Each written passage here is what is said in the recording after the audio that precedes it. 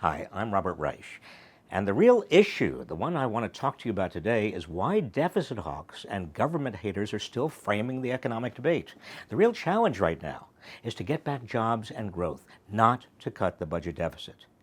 That's why the president should be making this point over and over and over and over again. Instead, he's asking Republicans to join with him in finding more spending cuts and revenues before the next fiscal cliff whacks the economy at the end of the month.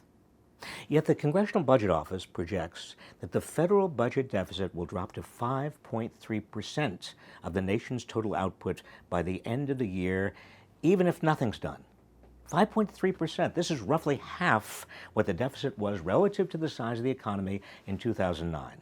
It's about the same share of the economy as it was when Bill Clinton became president in 1992. The budget deficit was not a huge problem then, it was not even a major problem then, and it's not an immediate problem now. Yes, the deficit does become larger later in the decade, but that's mainly due to the last-ditch fiscal cliff deal in December. By extending the Bush tax cuts for all but the top 2% of Americans and repealing the alternative minimum tax, that deal increased budget deficits by about $3 trillion above what the Budget Office projected last August. The real deficit problem comes after that, when rising healthcare costs, combined with 76 million decaying boomers, will cost us all a fortune. But the answer there is to move from a fee-for-service healthcare system to a pay-for-healthy outcome system, including lots of preventive care. This will almost certainly require a single payer instead of our balkanized healthcare system drowning in paperwork as each part of it bills and tries to collect from every other part.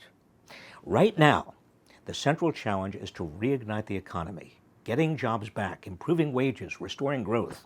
Deficit reduction moves us in the opposite direction. That's because most consumers, whose spending is 70% of economic activity, are still losing ground. And businesses won't expand and hire without more consumers. So government has to be the spender of last resort.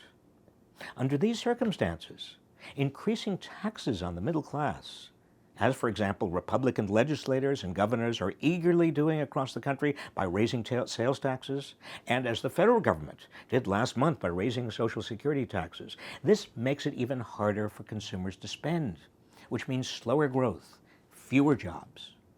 Likewise, cuts in government spending, such as occurred in the fourth quarter of 2012, caused the economy to contract, as it did in the fourth quarter. In other words, we're still having the wrong discussion. It should not be how to cut the budget deficit. It should be how to bring back good jobs and economic growth.